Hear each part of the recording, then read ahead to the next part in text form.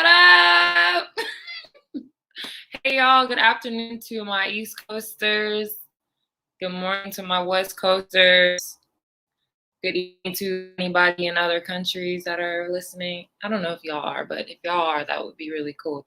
Welcome to my digital podcast and talk show called Just Call Me with Lexie Brown. I'm stepping out of my WNBA bubble to talk all things pop culture and sports. We had a very eventful weekend. We had the what do we have?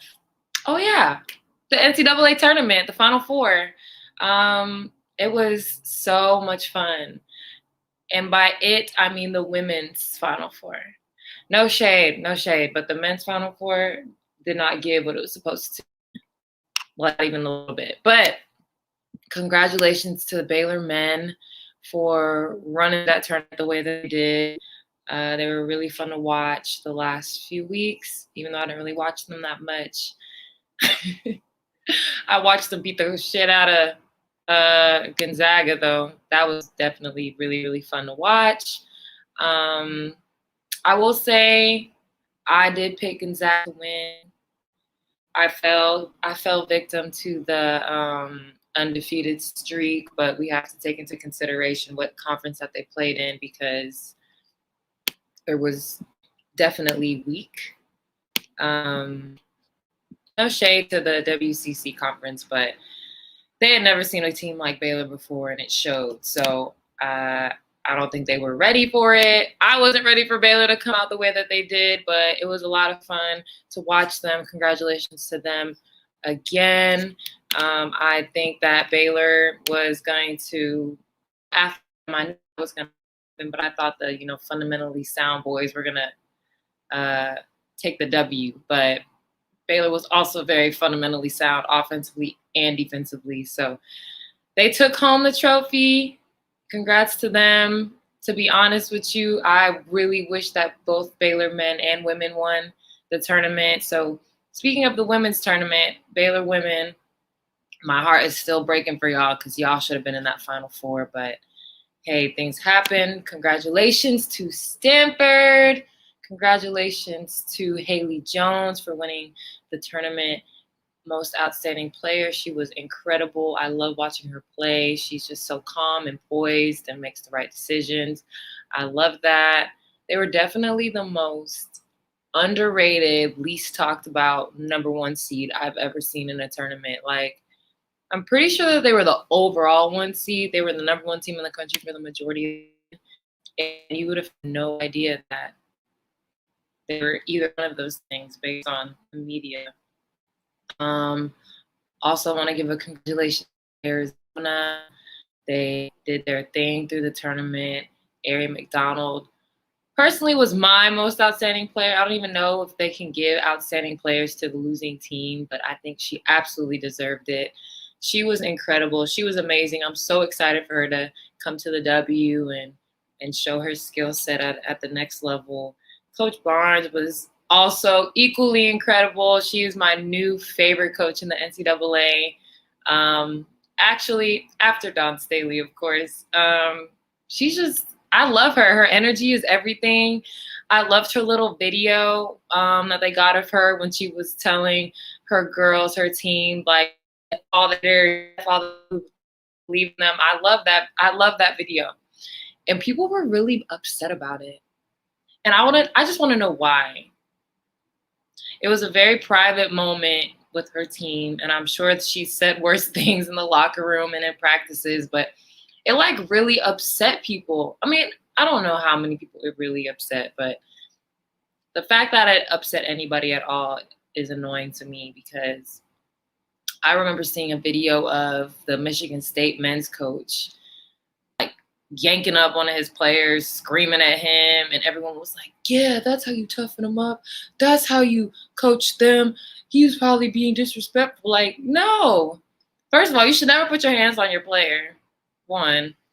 And two, like, yeah, there's the level of intensity that you have in a game and in a practice setting, but it is never okay to scream in a child's face. So I just thought that was funny that the different reactions, obviously because she's a woman You know, you can't show passion or be mad or excessively loud or something, because then everyone's like, oh my God, she's dead. I hate that. But shout out to Coach Barnes. Also, another shout out to her because they reported that at halftime of the national championship game, she was in the locker room breastfeeding for her baby.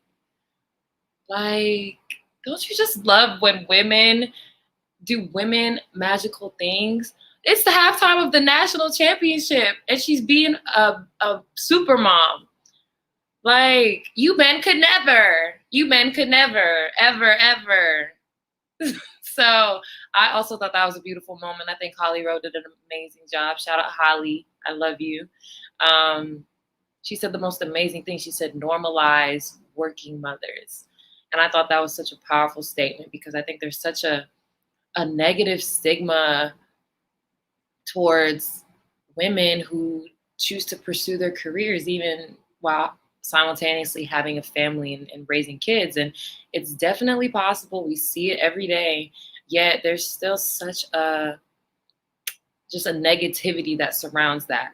And I'm hoping that slowly but surely we can change that stigma, because a woman who can give birth, raise babies, and be at the career that she chooses, like, that's just incredible. That's amazing. I think it should be applauded, and it should never be frowned upon. And I think that was just a really, really amazing moment for that team and for that coach. I really wish they won. They also were left out of the Final Four promo video. What? NCAA has about 65 strikes throughout this tournament, I swear. How do you leave an entire team out of a promo video? Like, how many people did that go through and people okayed it and they were like, yeah, this looks good? Like, did no one like, it's just so annoying that things like this keep happening to women's teams and programs, because the men's video would never leave out an entire team involved in their Final Four. So I thought that was completely disrespectful. Another shortcoming of the NCAA during their tournament. They quickly fixed it after, again, being bullied on the internet. And then Arizona came out and busted UConn in the mouth. And I loved that for them. I had UConn winning it all. I really did. I did not expect Arizona to come out and play the way that they did. So I thought that was an amazing game. I don't think Arizona trailed at all that entire game. It was really fun to watch. And of course, in ESPN fashion, the day after Stanford wins the championship, they put out a too early top 25 list, and UConn is front and center. And I'm just like, y'all couldn't wait a day? Y'all could have waited 48 hours before y'all start talking about a team that didn't win the championship? I don't know. I think you always should put the defending champions as one, unless they're losing their entire roster, which Stanford is not. So I'm just very much confused as to why they decided to do that. But hey, that's what ESPN does. Can't be mad at the media for everything. They're just doing their job, I guess. But I thought that was extremely annoying. And if I was Stanford, I'm really, really upset, 100%. But congrats to Baylor men and Stanford women for winning the national championships. Now we can focus on the WNBA season, people. Let's do that. Let's support us. Let's love us. Let's bring your fandom from college to the pros, because we need it, and this season's going to be amazing. Okay, now we are moving on. I'm not taking Collins for college stuff, but I will accept Collins for NBA stuff. And I might even accept Collins for this next topic that I'm about to do, okay? So we're going to move on to some pop culture stuff. And if anybody has been on Twitter the last few days, there's been this viral tweet that's been going around. And it's this dude and his friend, quote unquote, And he said, normalize friendship dates. Okay. So I don't know what a friendship date is. If I'm going out to do something with a friend, I'm just going out to do something with a friend. I will never call it a date. Because then it's no longer within the realms of friendship. So the tweet went crazy. And the funny thing about this tweet is I don't personally know this dude, but there's a girl that I used to follow on Instagram, and I think it's her man or was her man. There, we got the picture up. I love this. Okay. So here's, if you're watching, I just put up the picture of the tweet. And if you're just listening, just search up normalized friendship dates and I'm sure it'll pop up. So I knew the girl, like we were Instagram friends, and they were on the course of, let's be relationship goals. Let's post corny videos. Let's make TikToks together. Like they were that couple. Okay. And they were really annoying. And so now she's disappeared from Instagram.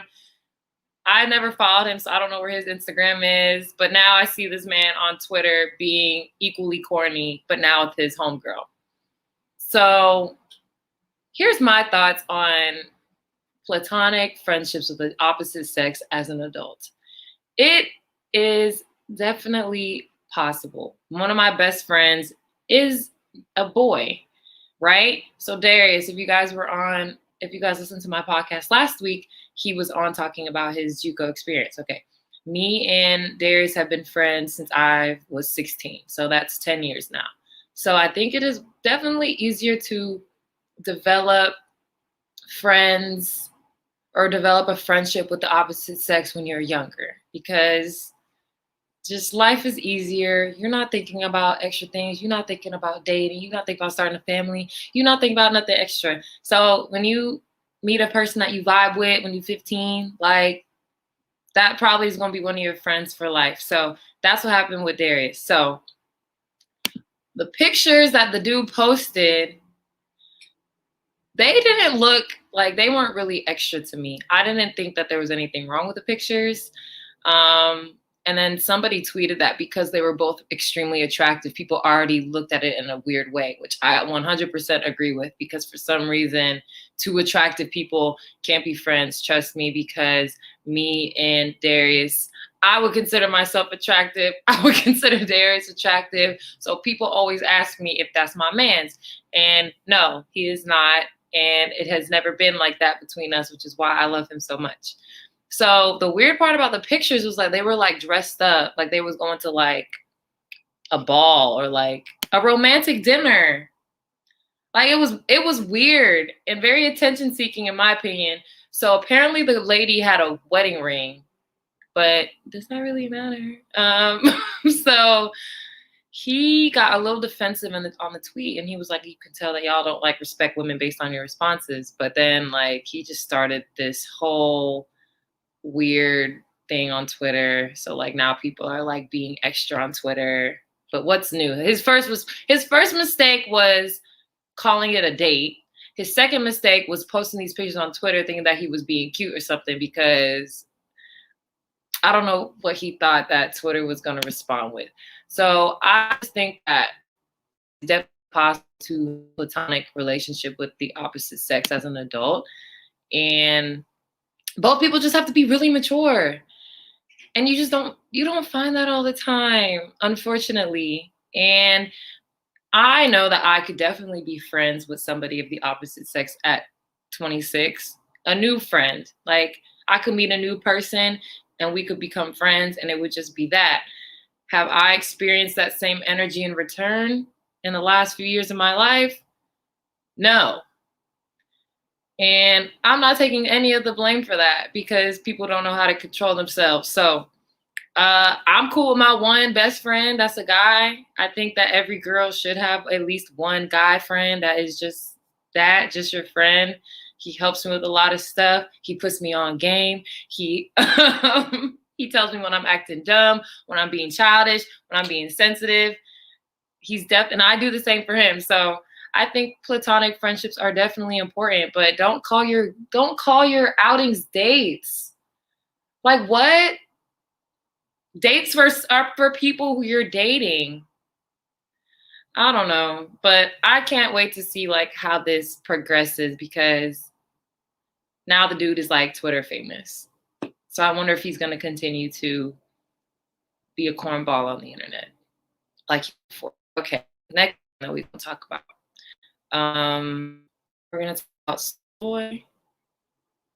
So I don't know about y'all, but when I was growing up, I loved Soulja Boy. Like, a lot. Like, sit in front of my computer for hours and record myself on my MacBook and photo booth doing all the dances. Like, that's how much I love Soulja Boy. So I don't know where he's been. I don't know if he's been making music. Clearly he's still making money, but I don't know what he's doing. And every time he comes on Twitter talking, he just says some wild shit, and he's usually right. So I don't know if y'all remember, I think he was on Breakfast Club when he said, the first time when he said that Drake stole all his flows. So I didn't necessarily agree with that, but that interview was hilarious. And if you have not watched it yet, y'all need to go watch it. Like, Soulja Boy is funny, and he's funny because he be mad, like, he be serious, he be mad, but like, he's still funny.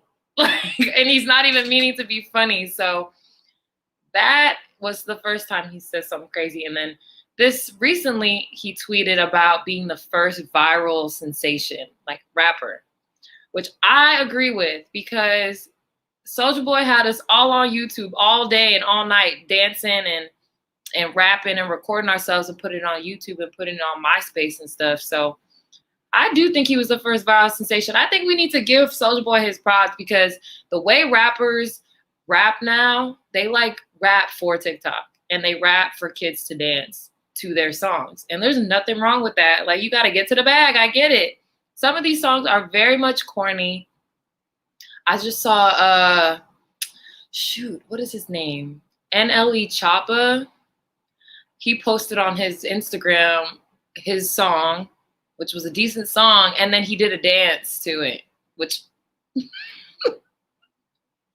the dance was terrible. The dance was awful. Like, the rappers need to leave it to the kids to make the dances to the songs. They just need to make the songs, because I don't know what he was doing.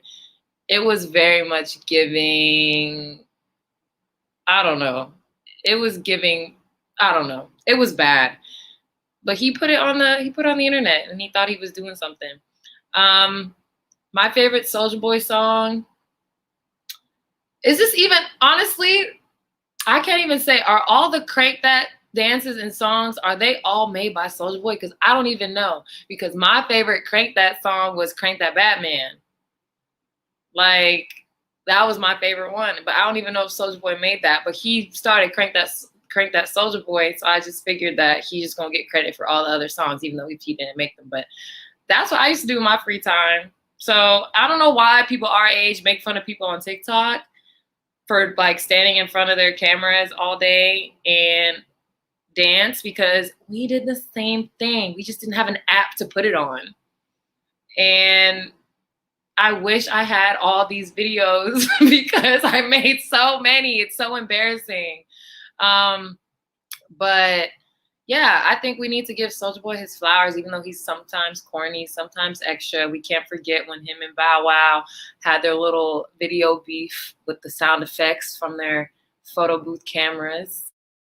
And those were good times. We bring those times back when the internet was fun and not toxic. The internet is so awful now. I hate it. But I can't wait for it, because then what would I do with my days? Go outside, pick flowers. I don't know, but we need to give Soulja Boy his flowers. He deserves it. I love Soulja Boy, and he definitely shaped my childhood. And I'm very confident when I say that he shaped my childhood. And I still can't really dance very well, but here I am still trying. Okay, we're gonna move on to a little bit of entertainment talk. Space Jam 2 trailer came out. Are we excited? Are we happy about it? Are we pleased? Have y'all seen Ready Player One? Because that's what Space Jam 2 was giving. And I liked it. I'm still not really sure what it's about. But what was first Space Jam really about? Not really anything. So I think that's what makes it fun. I think the least amount of plot, the better. So we can just enjoy the fact that LeBron is in a movie, that Zendaya is Lola Bunny. Everybody, how Bron got Zendaya to be Lola Bunny, I don't know. She must have got paid, because I never thought that she would be Lola Bunny. Let's see, who did I see in there? We saw a Dame Lillard cartoon. We saw Anthony Davis cartoon. We saw Diana Taurasi's cartoon. We saw NECA. Who else was in there? I can't remember who else. I only remember Diana because they put her image everywhere and people were really mad about how her cartoon looks. But I'm just like, that's the point of a cartoon. Like, it has to be like exaggerated. You don't want things to look real, because then why would you just not put the real people in the movie? It's a cartoon. People are so sensitive about everything. People were mad that freaking, who were they mad at? They were mad that Lola Bunny looked different. Like, she wasn't as sexy as the beginning. But I'm just like, why are y'all mad about a cartoon bunny? Y'all need to have a conversation with yourselves. I'm just like, why are y'all mad that Lola Bunny just looks like a little kid bunny? Oh my God, people are so weird. People are so weird. But the Space Jam movie looks amazing. I'm glad it's coming out on HBO Max, because I probably wouldn't pay a lot of money to go see it in theaters, if I'm being honest with y'all. So I'm definitely going to be watching it in my bed somewhere. But I think it's really cool that they're making another Space Jam. I think it's cool that Bron is in it. Because I know a lot of people probably like, Bron can't even act. What was the movie? I think it was called Trainwreck. LeBron was in a movie with Amy Schumer, I want to say. It was a while ago, but it was called Trainwreck, and he was in it. He was like playing himself though, but like he did a really, really good job, and he was really funny. So LeBron is like a pretty good actor, and I'm excited for him to be in this movie.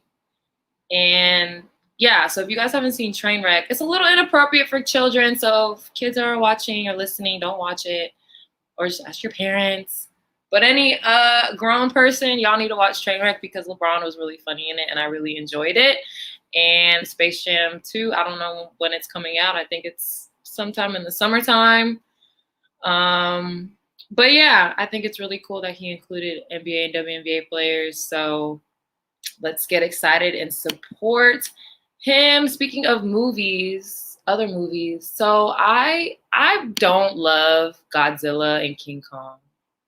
Like, those are not two movies that I've really ever watched in my life. I saw King Kong once in the theaters a while ago, and the movie was like 6 hours.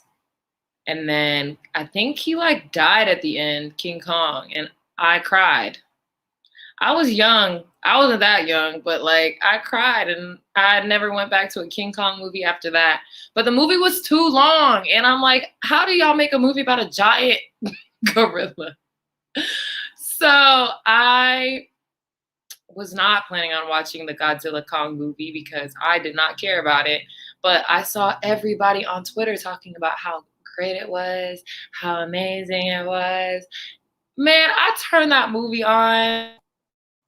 I got through 40 minutes, and that was it. One, because I was so confused. See, for me, when it comes to movies, I love a movie, unless it's a cartoon, which I just want to like enjoy the cartoon and be a little kid. Unless it's a cartoon, I need a movie with like a plot that I need to follow. And at the end, I'll be like, oh my God, that was the best movie I've ever seen. Even though it wasn't the best movie I've ever seen. I like movies that make me think a little bit. And I like scary movies. I don't like horror movies. I mean, I watch horror movies, but I like thriller movies. Like edge of my seat. You don't know what's about to happen. The ending will freaking make you go crazy. Things like that. So watching Godzilla, I just couldn't get into it because I had no idea what the plot was. And I had no idea what was going on. Also, I thought Godzilla looked crazy. Like, I don't know, like you have the gorilla who looks like lifelike, and then you have Godzilla who looks like, I can't even describe what he looked like. I didn't like how Godzilla looked. So I personally hated it, and I didn't even watch it or finish it. So people were like, oh, just watch the fights. I don't care about the fake monster fighting. I don't care about that. Like, people said that like that was going to change my mind, but apparently it was a great movie. I didn't like it. I didn't finish it. I won't ever finish it. So there's my review of Godzilla versus Kong. So watch it for yourselves and make your own decisions. The last thing I wanted to talk about for entertainment, and this is like a good segue to the NBA segment of the show, but Paul Pierce, can we talk about it? Can we talk about this man and what he did? So Paul Pierce went on Instagram Live, and he wasn't even talking about nothing. He was like talking like in circles, but that's not even the bad part. Bad part is he was smoking weed, I'm pretty sure. And he had like strippers in the live. Like, live your life, Paul. You a grown ass man. But I'm at a loss for words because not only did the whole world see it, but then the man lost his job at ESPN, which I think that he was parting ways with ESPN anyway, because they didn't really make a big deal about it. He didn't really make a big deal about it. I personally wasn't really a fan of Paul Pierce on ESPN. He was like the king of terrible takes constantly. Everything he said was just wrong. Like, for 99% of his airtime, he just said wrong information and wrong things and just opinions that nobody ever would agree with, except for like people who troll on the internet. But I am still trying to figure out what he was thinking. Like, one, I don't even know. I'll give him the benefit of the doubt because he did once tweet a picture of a rocket emoji instead of the actual emoji, which shows that he doesn't really know how the internet works. That was a while ago, though. Maybe he's learned. But it was like, I just didn't think that he knew he was on Instagram Live. I don't think he knew he was on Instagram Live. And I didn't think he knew that people could just record the Instagram Live from their own phones. Like, I'm trying to figure out a reason why he would do something like that. And I literally can't. So I'm just going to give him the benefit of the doubt because, first of all, as a person, I don't think he did anything wrong. Like, he was just enjoying his life. Like, people do worse things in their free time. The bad part was that he decided to put it on Instagram Live. And he's a person that's attached to a big corporation like ESPN. That was the bad part. I think Paul Pierce is funny as hell for doing that. And I think it's amazing that he's living his best life. Except for he is married. I don't know if that's like if he's married, he's not married. That could be a little problematic, I think, personally. But as far as like, I don't think he's a bad person. I don't think he's a bad dude. I just think he's just not tech savvy. And I think I don't know. I just thought, when I saw that, I thought it was a joke. And I saw it like really early in the morning, and it wasn't trending yet. Nobody was really talking about it yet. So I was like, I'm going to come back to the timeline later when everybody starts waking up and checking what's going on. But then he like posted a video of him smiling. Like, I don't know what's going on. So shout out to Paul Pierce, man. He's funny. He's unbothered. He still's rich. When people talk about, he lost his ESPN check. He definitely will be fine. And now people think he's like, cool dude. But I will say one thing about them strippers. No, I'm not. Let me leave them out of this. But if you know, you know, because I was a little disappointed in the quality of strippers that he had. Not saying that I know, what high quality strippers look like, but the girls he had with him, I was very, very much disappointed. But shout out to Paul Pierce. I hope that he recovers. I mean, there's nothing really to recover from, but I hope he bounces back. He got an offer from some camcorder company that offered him $250,000 to do sports with strippers in the back. So I personally would watch that. 100% I would watch that just to see how that would work. But he gonna be good. But that whole situation was hilarious to me. Like, oh my goodness. All right, so we gonna segue to NBA. Paul Pierce, former NBA Hall of Famer, Boston Celtics, amazing. We love it. We love that for him. So NBA talk. Now people can call in if they want to, because I would like to know people's MVP list at the moment. So everybody is getting hurt. So I can't even keep my list intact because people keep getting hurt. So I got to take them off the damn list. So here's my list right now. My top 5. I got some new entrants, people. My new and improved top 5 is, in fact, James Harden, number 1. But now he's hurt too.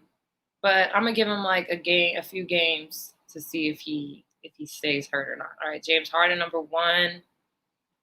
I still got Damian Lillard 2, Joel Embiid as 3, Jokic at 4. My new entrant to my MVP top 5 is Donovan Mitchell. Yes. The fact that we don't have one player from the Utah Jazz, which is the best team in the NBA right now, on the list is beyond me. Giannis basically won MVP because he was on the best team in the NBA, so I think we should give Donovan the same, benefit. He has no chance to win. But I think he should be in the conversation. He's hooping.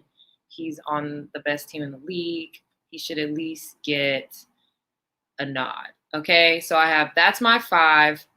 I have some asterisks that could, sneak in depending on injuries and stuff. I have Devin Booker, Chris Paul, and Steph Curry. That's not in any order, but those are just like the 3 bonus picks. So yeah, that's my new 5. I think it's a good 5. I think it's a great 5. And I apologize to Donovan Mitchell, who has been hooping his ass off all season, and he has never gotten that nod. Like, I don't understand why. Okay, so that was my 5, and I threw Steph Curry in there because he's playing out of his mind with very limited resources, and he showed that this week when they played Giannis wasn't even playing. So, I mean, this win means a lot, but it means a little less. But Steph Curry and the Golden State Warriors beat Milwaukee this week in a comeback win. Steph had 30 points in the second half. I actually was having a conversation with somebody a few days ago, and I was just like, is the Golden State era over? Is it done? Have people figured them out? Da da da da. And then they'd go and beat Milwaukee. So I don't know. He has put his team in the position to make the playoffs. They are sitting comfortable at what seed are they? Let me check. The 10 seed, which in any regular season would mean they have no chance to make the playoffs. But now, since the NBA want to be extra, they now have a play-in tournament, which allows the 7 through 10 seeded teams in the respective conferences to play the 8 seed, which I personally hate. I hate it because why are you penalizing the 7 and 8 seeds for making the playoffs? Because y'all want the 9 and 10 have a chance. Like, that's not how playoffs works. That's not how the season works. I really hate it. Obviously, I think that the NBA is doing it to make some extra money. So from a business standpoint, I understand that. But for a team, if I'm on a team that's a 7 or 8 seed, I'm pissed. I'm so pissed, and I hate that. And I just don't understand the point of it. But I'm just like, you see all the guys are already getting injured a lot and things like that. So why would they add more games? So I feel like at this point, it's like a strategic thing. So how do you prepare the 7 through 10 teams to like not burn themselves out? So you have a 7 seed. Do you have them kill themselves to try to get to the 6 seed? Or do you let them chill and float around in the 7 through 10 and then just be confident that they'll make it out of the plans? I don't know. It's a strategic thing. I don't know. But I personally don't like it. We have a guest. Hello, Nathan. Lexie, how are you? I'm good. How are you? So, I'm doing all right. I just wanted to do, like you said, your MVP list. Have my MVP list. So I'm kind of doing it backwards. I'm 5 through 1. So I have Donovan Mitchell number 5. Okay. I have the Joker at 4. I have Embiid at 3. Dame Dollar at 2. And Harden at number 1. The only reason why I don't think Harden will win, in my opinion, even though I think personally he should be MVP, I think because of what went down in Houston. I think how all that kind of thing came apart. I think there's some people that hold, but I'm not gonna lie, he proved me wrong. I didn't think it was gonna work. Cause I kind of was like, well, can he and Kyrie sacrifice? And I mean, technically, we haven't seen if it was going to work yet because the 3 of them have only played, I think, 1 game together.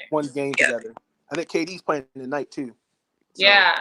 So technically, the experiment has not even started yet, if we're being honest. So, well, I was hoping it would start, but KD's been like taking his sweet time. He stay off, social media and get his butt back on the court. I'd be excited. Yeah. Damn. KD with his man, that man is funny. Yeah, he needs to get back on the court. But I just think that James Harden, the numbers he's putting up is like, they're unbelievable. And he's winning without both of them the majority of the nights. So yeah, but I think on top of that, he had LaMarcus and Blake Griffin, and Joe Harris. Yeah. See, like, Okay, I'm not that excited. I wasn't really that excited about Blake. I'm a little excited about LaMarcus, but like, I'm not. People are like, "Oh my God, the team," and I'm just like, I'm weak that we're calling it an experiment. By the way, I think that's funny, but yeah, our top five are pretty similar, huh? I said we just don't know what it looks like, and I mean, at this point, I mean, I'm kind of surprised everyone's kind of like not really on the Blake Griffin bandwagon anymore. I mean, Blake to me, I think could still be a great player. I just think as you get older, you have to find ways to just change your game. He's not the same high and flying, like he was in Los Angeles. And then LaMarcus Aldridge, we already knew he really wasn't that. He wasn't that guy, if you know what I mean. Yeah. Like he's a great player, but like he's not going to like elevate, your team where he was winning like 60 games, like the Greek Freak, for example. So, yeah. I mean, the game has changed. So like at Blake Griffin's prime, like people weren't shooting threes as much as they were than they are now. So I feel for Blake because he was hurt, so like he hasn't really had time to like reinvent himself as a player. But he's gonna have to, especially playing with this team. So this team, yeah. I don't think he's gonna be a huge difference maker right now, but I feel like maybe in the finals, East Finals, if they get there, he might become like an X Factor type player. So that's exciting. But I still think James Harden, he's like clear number one for MVP right now. And if Embiid wasn't hurt all the time, he would be clear number one in my opinion. But, and LeBron was in my top 5 up until he got hurt. So yeah. I think they're going to have to really, like you were saying, with 7 through 10. I would do what I call it the Greg Popovich rule: 7 through 10, just really rest the guys. But I mean, if you got to do that, you got to do it for everybody else. So, I mean, I think for a guy like LeBron, you only had 72 days off compared to other teams where they almost had like a whole month, like a whole year off. Like that's a lot at his age, and others too. When you don't have that opportunity to really rest yourself, and you got to get back in the gym. Like I know, like for you guys, I'm pretty sure like a quick turnaround, like everyone's playing overseas, and then they got to come back over here, not really having that opportunity to rest. So I think that there's going to have to be some changes when it comes to that. So yeah, for sure. And I did have 2 questions. Okay. That I wanted to ask you. My first question is with the season coming up, like how, like what's it going to be like? Are you guys going to be like in a bubble, or are you guys going to just be like doing y'all thing? No bubble. We're not really sure how the season's going to look at the moment. We don't even have our schedule yet. But training camp starts at the end of the month, and that is all the information I have right now. But I do know that we are not doing a bubble because no other sports are doing bubbles. So they've clearly made it possible. So hopefully we can do that. Yeah. Okay. And then I've been following on Twitter, Draymond Green, talking about the WNBA and NBA wage gap, and like I just want to know like where do you stand with his comments? I think I agree with Becca's comments and Angel's comments when they were asked about the comments when they're at USA Basketball. I just think that it came from a good place, but he lacked information and research. So I think when people saw us responding, I don't really respond that much to it because I don't like to give things like that too much energy. I think people thought we were attacking him, when in reality, I just think he was doing a lot of criticizing and not supplying solutions.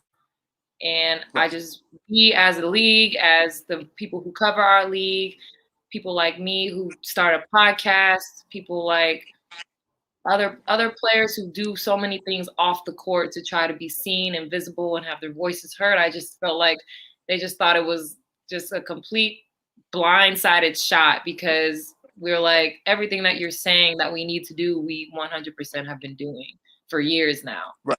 So that's how I felt about it. I'm not mad at Draymond. He says a lot of things all the time that don't make a lot of sense. So he wasn't like, let me just be an asshole today to the WNBA. Like, he's an asshole all the time. So that's just who he is. And that's that's what makes Draymond Draymond. So I appreciate him saying something, though. It started up another conversation, but I just wish he was a little more informed before he decided to speak on us and our off-court activities.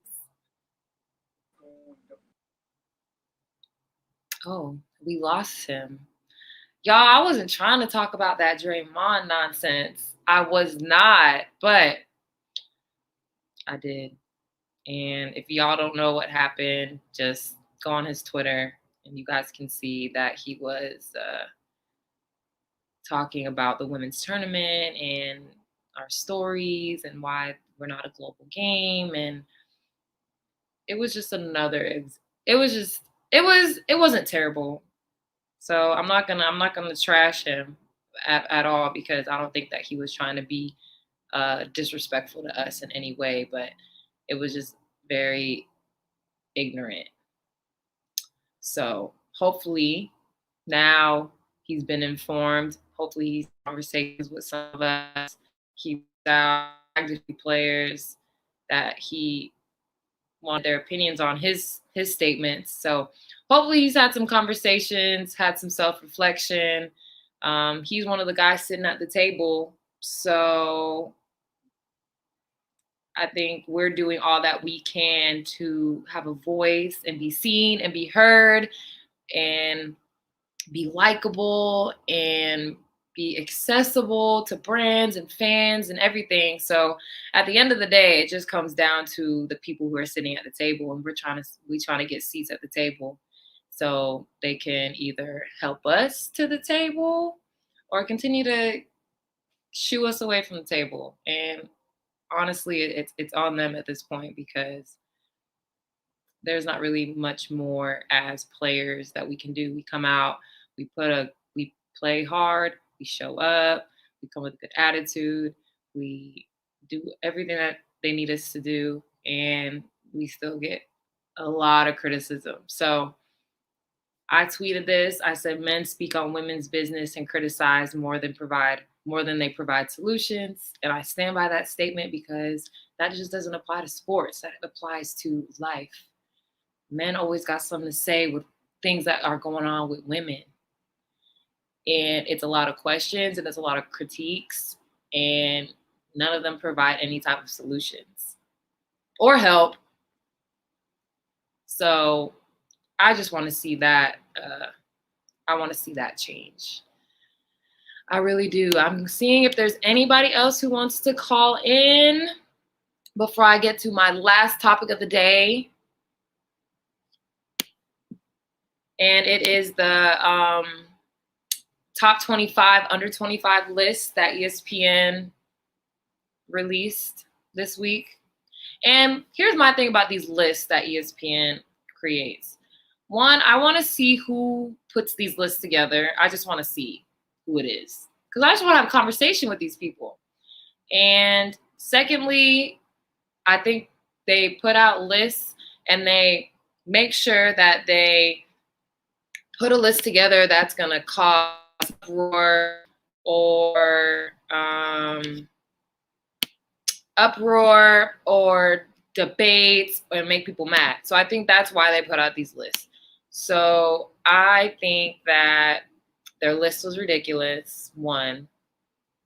And I stopped reading the list after the third person because it was LaMelo Ball at number 3. And I know I talk about how much I love Melo's game and all that stuff, but he is 19. And there are so many good players under the age of 25 that are better than LaMelo. And the fact that they put him at number 3, oh, man. I was just like, what are y'all doing? Like, do y'all want people to hate this kid? because he just comes out and hoops. Y'all want to put him on the number 3, on the top 25 under 25 list. I don't know. Oh, we got Nathan back. So we're talking about the top 25 under 25. No, it's okay. Did you see that list of the top 25 under 25? I saw that. I'm like Stephen A. I got questions. I'm a fan. I think LaMelo Ball is definitely my rookie of the year, without a shadow of a doubt. But I don't like the fact that you put him ahead of Devin Booker, Jason Tatum. I mean, and I think honestly, when we make lists like that, I think we're making based on like what they're doing right now. Like, and it's like I understand that I'm not sure if you're taking into consideration how the team is. Yeah, so like with Jason Tatum, I'm not sure if that's taken into account. But the Phoenix Suns, last time I checked, I believe they're second in the West. So like, yeah, I don't think that list had anything to do with team performance. I think that people wanted to start some problems so people would talk about it, which that's exactly what happened. But it has like a negative effect on the players. Now people are like mad at Melo for being on a list that he didn't even make. So, but yeah, that list was bad. I think it was a couple years ago where Carmelo Anthony was like, I want to say like he was like in the top 40, 50, something like that, and everyone had a problem with it. Like there was not 45 players better than Carmelo Anthony. But again, I think that's just always been ESPN. They make lists just to, like you said, just to piss us off. So I definitely think LaMelo should not have been that high. I think Donovan Mitchell and Jason Tatum should be. Trae Young should definitely been in the top 5 in my opinion. But I think it's just I think it's more about what the player's performance, and I think the energy they bring. But I think when they make these polls, I think they're basing it on, I hate to say like what they're doing for their team. So, and I get that LaMelo's there and he's making Charlotte better before his injury, but I mean, come on now, I guess if it was like year 3, that's fair, but I mean, he's still like I said earlier, he's only 19, so like it's not like he's 24. Like this is his last chance to be on this list. Like he has all the years in the world to be the best under 25 player. So yeah, that list was a mess. It's like every list they put out gets worse and worse. But it's like they like chaos. ESPN is like very like much promoting chaos on the internet lately. And I think it's literally so chaotic. But they only do it with basketball. No, well, they do it with football too. But there's so many. I feel like there's so many football players. Like you can't make like lists like that for people to like realistically debate unless you like a diehard football fan. That's what I think. Well, like for example, it was like the year before, everyone was in the upheaval that Lamar Jackson was number 1, but Patrick Mahomes was number 4, and it wasn't based. It was of the season, not like of all time. It was that season. But like, how do you even make a list like that for football players when like there are players like a Patrick Mahomes cannot do what a linebacker does, and like it's all based on the peer. A safety can't do what a quarterback does, but the quarterback is always the best player on the team. That's why I don't like football, because I don't think it's fair. I don't think it's fair because you have offense and defense. You have because in basketball, you have to do a little bit of everything. Like maybe if you can't shoot threes, but you can make up for it another way. If you can't post up, you make up for it another way. But in football, you're good at one thing and one thing only. And then you are competing with someone else who does nothing that you do. So I don't know, if I'm a lineman or whatever position that they play, and I'm looking at all the quarterbacks making $60, $70 million a year, I'm pissed. I'm mad. I'm mad because I can't do what they do, but they can't do what I do. But why do they get $70 million and I get $2 million? So that's always been my beef with football, and that's why God made me a girl, because football was never in the cards for me. For that exact reason, because I can't wrap my mind around playing one side of the ball, and two, doing something really, really well, and then have a teammate who like could never like do what I do, and then vice versa. That's Like, fair. I can't like wrap my mind around that at all, which is why I think they make the kids play football at like age 7, so they ingrain it into their brains. Brains. Well, also too, like when they make those polls, they do it based on it's the peers too, so it's everybody collectively. Like these are your kids, like everyone around the league. So like everyone, like for example, that's in the Ravens locker room. Okay, they're going to say, okay, they're going to vote, rank your top 100 players. So it's not like the biased. fact that this past year, Aaron Rodgers, Drew Brees, and Tom Brady were probably the top 10 players in the NFL is crazy to me. But they were, but like they're old. Like they're old as hell. I can see what that's dirt. Fair. So it's just like things like that. It's funny to me. There's the differences between football. I need to know real quick, who's your, for the WNBA, who is your top 10 for this upcoming season? Players? Yes. Oh Lord. Well, all right. I'm not gonna put this in order. One, because some people you have to put it in order, straight up. A lot of people haven't played in a while. Didn't play last year, so I'm just gonna list off the 10. Okay, we'll go Diamond DeShields, Chicago, Asia, who plays for Asia Wilson in Vegas, Deladon, obviously, Washington. Ooh, this is hard. Chelsea Gray for Vegas now. She moved. Ken Parker for Chicago. Back home. Nafisa, my teammate. Minnesota. Okay. I'm gonna say Kayla McBride, because I think that she's gonna have a crazy season, because I feel like she feels like she has a lot to prove. That's a steal. Y'all stole her. That's I know. Good pickup. Y'all stole her. Sure. I'm really excited for her and the season that we're about to have, because I think that like we all are rooting for her, so we want her to have a great season. That's 7. I'll put Skylar in there because she played really well in the bubble, and it was really good to see her back on the court. Natasha Howard, who's now on the Liberty. Oh, now she's with the Liberty. So now she's like gonna be like that girl for the first time. So I'm excited for her about that. Stewie, obviously. And then I'll give like a bonus few. Arike. Who else? I'm gonna give two bonus from what I've seen, based on how they've been playing overseas. So I'm not gonna say that they're gonna be top 10 players, but I think people are gonna like see them have like a big leap. Is Katie Lou, who's up for MVP. For sure. I agree with that.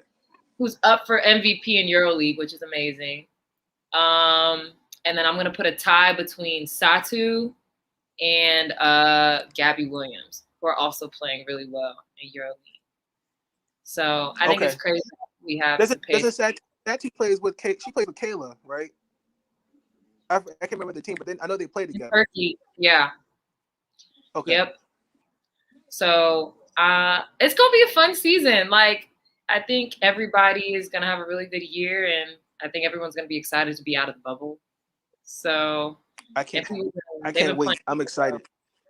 Yeah, so am I. And they've been playing really well overseas, so it's been really cool to see them hoop over there, for sure. Yeah, I definitely can't wait, because I know watching my Mystics, I was kind of, especially, I was like, damn, like, how did we get to the playoffs with this team? But I mean, we didn't have Della Dawn. Obviously, we got Tina. We didn't have Tina Charles, and we lost Ariel. Y'all stole her too. And obviously Tiana. She's down in Atlanta. I really like Alyssa Clark, but to hear that she had to get surgery on her foot, that's not a loss, but that's kind of like a small step back. So I'm really hoping. I'm really kind of sure what they're gonna look like, but I'm really excited how everyone's gonna look. So I think my sleeper team for the finals is going to be definitely Chicago. Yeah. And then obviously they're only a sleeper team because they haven't gotten there, and they should have. I thought they were going to get there last year, but then they had some injuries, so I think they're like primed for a breakout season as a team. So thank you, Nathan. Yeah. I'm really happy that you came on to chat. Yes, I'm excited. I feel bad. I didn't get a chance to tune in last week, so I'm glad I got the opportunity to tune in this week. So, of course, I appreciate your support. Make sure you tune in next week too. Oh, for sure. Keep up the good work. Thank you. All right, well, that is all we got for today. Let me circle back to the WNBA conversation real quick. I listed 10 players, 10, 12 players, but that's the craziest thing about the WNBA. There's way more than 10 to 12 players that are incredible in our league, that are primed to be top 10 players in our league every season. It's a different group of players that have amazing seasons. So I hope that you guys tune into our season this year. I promise you will not be disappointed. If you enjoyed watching the women's tournament, you will love watching us hoop, because we got some hoopers in this league. So thank you guys for tuning in. If you guys want to listen, you can type in Just Call Me on any of your favorite podcast streaming platforms, or go to www.talktome.today. Right? I keep messing that up. But thank you guys for supporting me. I love y'all. I will see y'all next week.